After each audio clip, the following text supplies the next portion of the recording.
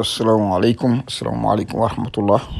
man la Seydina Ousmane Dramé bu la réveil des consciences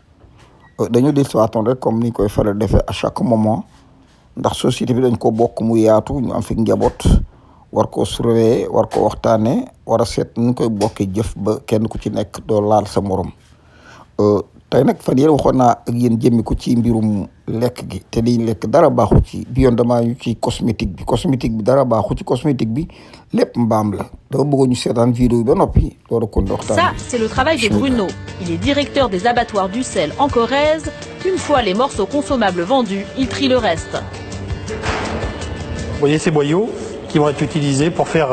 des cordages des guitares, des violons ou autres. Voilà une des autres utilisations qu'on peut faire avec le porc. Encore une autre utilisation avec les oreilles, voilà, clandestine à la fabrication de produits cosmétiques, des masques pour les cheveux, des crèmes visage. Vous voyez, c'est ce qu'on appelle le gras, c'est du gras, vous voyez. Je vous fais noter l'aspect gras et très tendre de cette partie du porc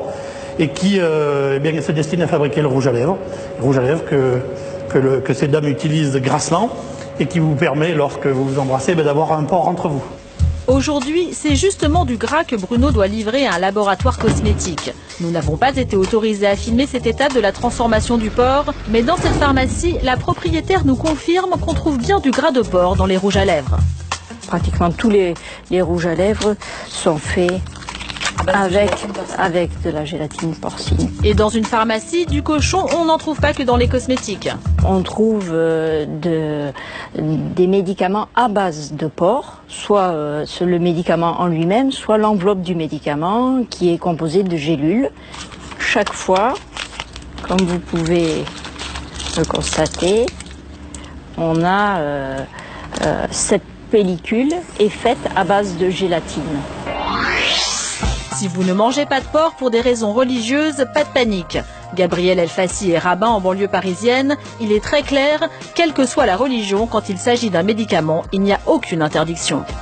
Toute religion qui se respecte se doit de soigner ses malades. Donc à partir du moment où il y a, on va dire, un remède qui a été prescrit par son médecin, que cela contienne une matière grasse animale qui est infime, qui est presque, on va dire, inexistante, il n'y a aucun problème, on peut avaler donc ce genre de médicament. Je prends l'exemple de la gélule, bien sûr.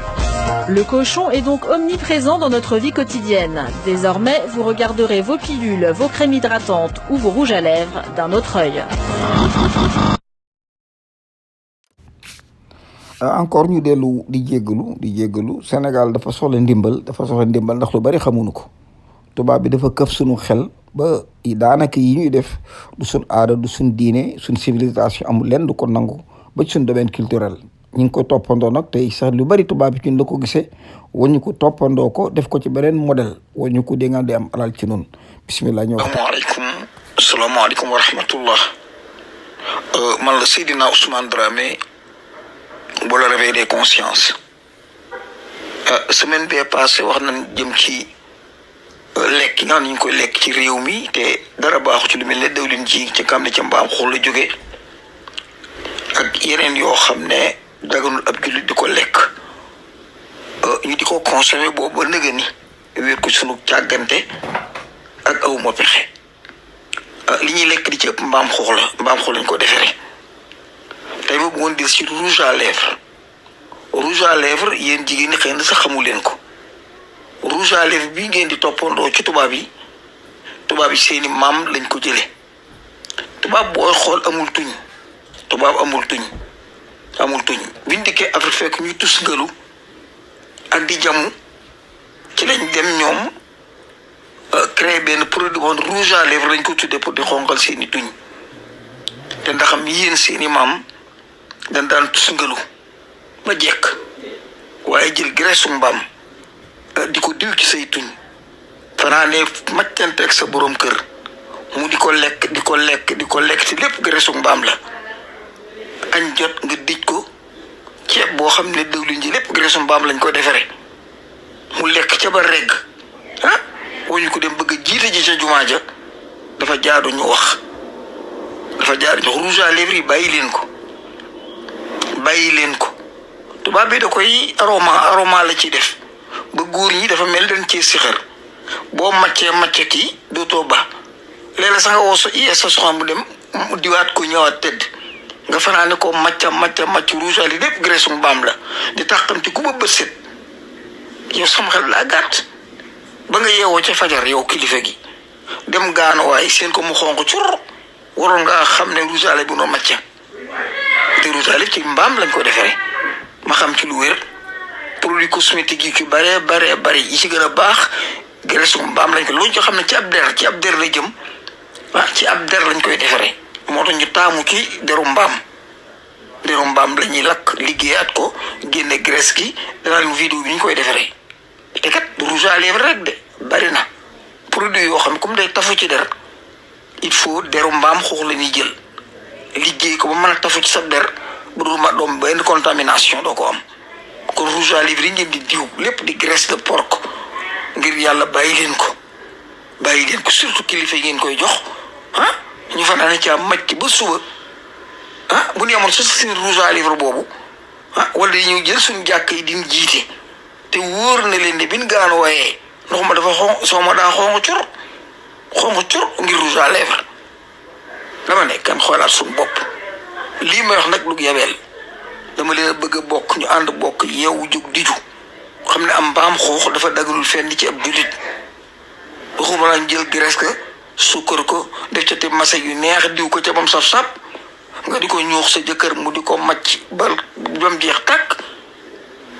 xëy suba maa defe ne ca nga yem ci yemoo ca dangaa dem jënd diwlin Sénégal ji nga am ne Chine lañ ko defaree lépp huile de caniveau la ci ëpp les rejets des abattoirs moom lañ ko defaree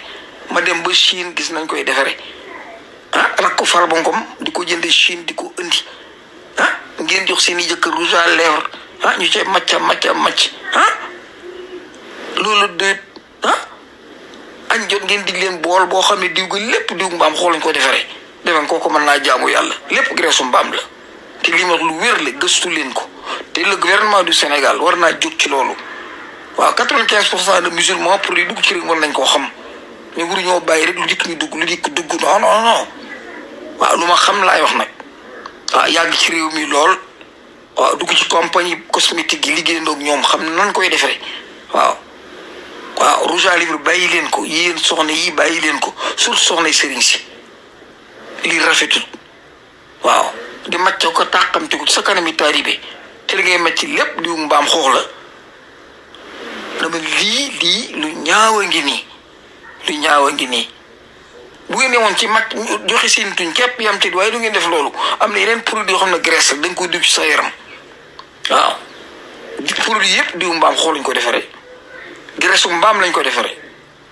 waaw danaa leen benn vidéo ngeen déglu ko ngeen xool vidéo bi man du moom Sénégal rek laa bëgg si islam rek laa bëgg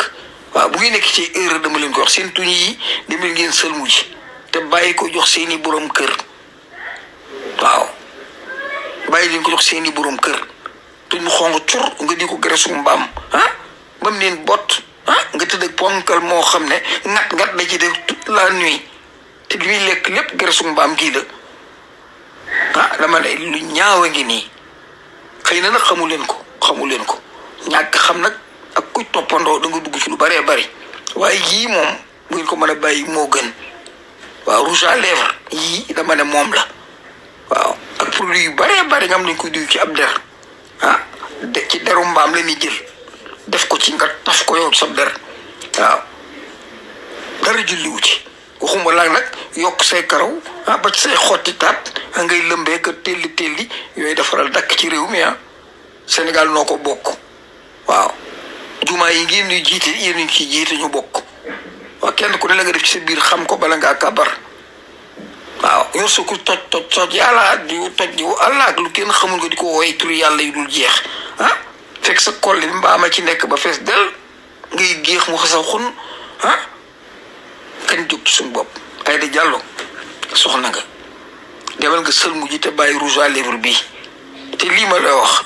sopp laa tax ma di ko wax ak sopp sa borom kër waaw soxna si sa borom kër kilifa la moom xamu ci dara mag la waaye nag dafa war a dakk xam ko tey rouge à lèvres mbaam xuux lañ ko defaree waaw ku jox say tuñ sa jëkkër mu màcc ko mel na ne jox ko kollite mbaam xuux mu lekk ko kon maa ngi jégalu baax a baax te ñaan jàmm yàlla nañ buur yàlla suturaal te indi yàlla rek a man yàlla rek a attan yàlla xam lépp yàlla nañ buur yàlla suturaal yàlla buur yàlla suturaal. Ça, c'est le travail de Bruno. Il est directeur des abattoirs d'Ussel en Corrèze. Une fois les morceaux consommables vendus, il trie le reste. Vous voyez ces boyaux qui vont être utilisés pour faire des cordages des guitares, des violons ou autres. Voilà, une des autres utilisations qu'on peut faire avec le porc. Encore une autre utilisation avec les oreilles, voilà, clandestine à la fabrication de produits cosmétiques, des masques pour les cheveux, des crèmes visage. Vous voyez, c'est ce qu'on appelle le gras, hein, c'est du gras, vous voyez. Hein. Je vous fais noter l'aspect gras et très tendre de cette partie du porc et qui se destine à fabriquer le rouge à lèvres. Le rouge à lèvres que ces dames utilisent grassement et qui vous permet, lorsque vous vous embrassez, d'avoir un porc entre vous. Aujourd'hui, c'est justement du gras que Bruno doit livrer à un laboratoire cosmétique. Nous n'avons pas été autorisés à filmer cette étape de la transformation du porc, mais dans cette pharmacie, la propriétaire nous confirme qu'on trouve bien du gras de porc dans les rouges à lèvres. Pratiquement tous les rouges à lèvres sont faits avec de la gélatine porcine. Et dans une pharmacie, du cochon, on n'en trouve pas que dans les cosmétiques. On trouve des médicaments à base de porc, soit le médicament en lui-même, soit l'enveloppe du médicament qui est composée de gélules. Chaque fois, comme vous pouvez le constater, on a cette pellicule est faite à base de gélatine. Si vous ne mangez pas de porc pour des raisons religieuses, pas de panique. Gabriel Elfassi est rabbin en banlieue parisienne. Il est très clair, quelle que soit la religion, quand il s'agit d'un médicament, il n'y a aucune interdiction. Toute religion qui se respecte se doit de soigner ses malades. Donc à partir du moment où il y a, on va dire, un remède qui a été prescrit par son médecin, que cela contienne une matière grasse animale qui est infime, qui est presque, on va dire, inexistante, il n'y a aucun problème, on peut avaler donc ce genre de médicament. Je prends l'exemple de la gélule, bien sûr. Le cochon est donc omniprésent dans notre vie quotidienne. Désormais, vous regarderez vos pilules, vos crèmes hydratantes ou vos rouges à lèvres d'un autre œil. waaw kon nag mi ngi noonu noo ko bokk gisandoo fanatisme baaxul kenn yabu leen respecté nañ leen mais dafa jaadu ginnaaw ban bokkee diine ji ñu naan diinal islam ginnaaw ban bokkee société sénégalaise waruñu leen a bàyyi ngeen di cirpi di yàq njabootu jàmbur askanu jàmbur ak diine yi jàmbur waaw ak tooñ baaxul waaw rouge à lèvres baaxul suñu maam bàyyi na fi karité gën ci karité yi fii am na compagnie bu tudd Sali daan na leen fi lijjantil tiir rek Sénégal mën nañ cee defar alal ju dul jeex tiir képp produit cosmétique mën nañ cee defar lu bëree bëri surtout beurre de karité bi di jóge Mali yéen xam-xam yéen waa université góor ngeen wallu seen ndey rouge à lèvres bi soxna yi di diwoo nun ñi di ko añee ka reere amul teggin xale yi jàngi leen te gëstu dugg leen ci laboratoire yi diwuk tiir beurre de karité ba ci huile d'arachide lu ne mën na cee génn maa ngi jégalu baax nag te ziare ñi yàlla nañ buur yàlla suturaal te ngeen dem jàngi dugg ci laboratoire yi biologie dama ne chimistrie lu ne mën ngeen koo jàng ba génn nañu ci coono bii dawlin yi ñuy lekkit muy jógee Chine ngam lépp mbaam xuux la ñoom Alla Ndiaye di ko fi indi Aziz Ndiaye di ko fi indi ak Farba Ngom ji fexe leen xale yi mu dakk li ngeen di lekk ak seen bàyyi lekk jóg leen ngeen taxaw ci liggéey ba sonn gën ji alal jox ko sa bàyyi ñu toogal ko ca mbaam mu di ko lekk te ngeen di ay ndaw dem li ngeen gëstu ji te lii ñu lànk ko kon maa ngi ziare ñëpp Ousmane Sonko dikkee lépp dana dakk bu soobee yàlla peace and love. jaa ngeen jëf man la Seydina Ousmane Dramé bu la réveil des consciences yàlla nañ buur yàlla sutural te indi jàmm ci suñu réew yi dellu ñu doon ay jullit yu wér a wér doon ay nationalistes yu gëm seen réew waaye Sonko ngi ci yoon yi bu Sonko dikkee lépp dakk ñu doon de vrais sénégalais de vrais musulmans de vrais chrétiens ay sénégal yu bëgg seen réew peace and love jaa ngeen jëf